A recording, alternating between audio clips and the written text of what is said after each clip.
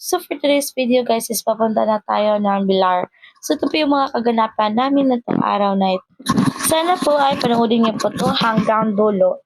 So tara, ito na po ito guys. Sasakyan na po tayo kumakain.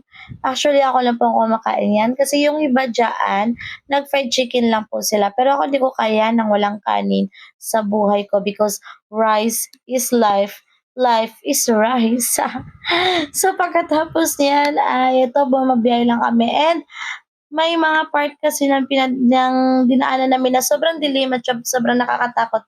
Kaya ang ginawa namin na magkapatid ni Ate Juan, kami ni Ate Juan is kumanta lang po kami para po maibsan yung takot namin. Sana po magustuhan niyo. Lord has been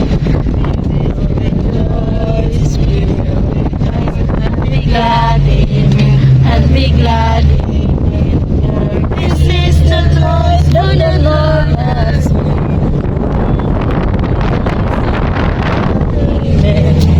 This is the night, this is the night that the Lord has made. So, ayan po, kumakanta-kanta lang po kami kasi nakakatakot po sobra yung daan. Kasi paliko-liko po siya, tapos sobrang dilim.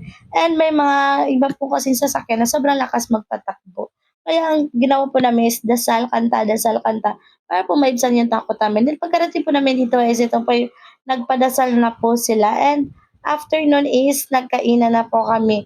Binagyan ka pala kami ni Ate Bibi na ensaymada at saka yun, turon, kamuti turon ata yun or saging na turon. Basta yun, basta turon. So, excuse me. So, ayan guys, is nagkainan na kami. Sobrang saya namin dyan. Nagtatawanan lang kami.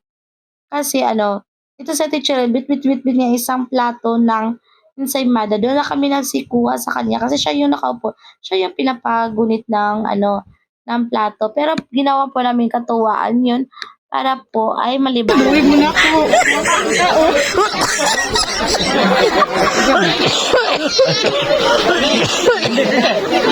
So, sobrang tawa namin, ayun, inubo na po tayo.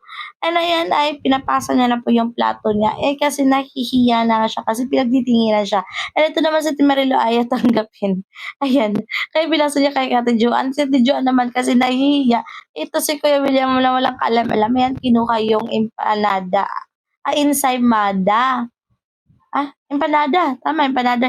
Ensaymada, di ba yung tinapay na parol na may munggo sa loob? My God, Peche, anong nangyari sa'yo? And after nun, guys, is ito yung mga kalalakihan o nagano na sila ng baraha. Tapos pinapatigil sila ni Papa dyan kasi nga gusto ni Papa na mag-service muna kami.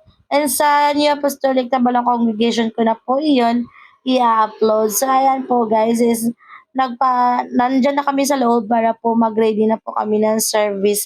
And after nun is, ayan, naglalaro na sila ng bingo. And may nahuli ako dito guys, sobrang cute. Hindi naman marunong humawak ng baraha. Tingnan ninyo. Sana wag ako makapiright kasi mga bata to eh.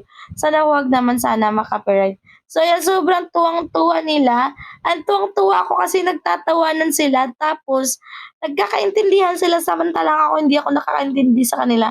Ginawang pay-pay pas ng isa ayan, ating pakinggan. Pay ako not eh. Kasi may unggay ninyo na. Ganun po sila katuwa and ganun po sila nakakagigil, mga batang ito. Mga pamangkin ko po pala yan. Yung isa lang po yung hindi, yung babae na naka-black. Then, sobrang po ng mga bata yung kukulit. Then after nun guys is nagpuntahan na kami sa may multicab kasi doon kami nagkukumpulan ng magkakapatid dahil nag-uusap-usap kami tungkol sa tungkol sa past, tungkol sa mga future, tungkol sa mga kung ano-ano na lang na mga emek-emek sa buhay namin kasi para naman malibang kami kasi nga hindi kami marunong sa mga palarong baraha. Then after nun guys is ayan, magpapaalam na ako sa inyo. Kasi po, umabot na po tayo sa time. Sana po ay nagustuhan po ninyo. Please like, share, and follow po. Salamat sa mga engager natin. Sa mga followers natin, salamat po. Tapos puso po akong nagpapasalamat sa inyo. God bless.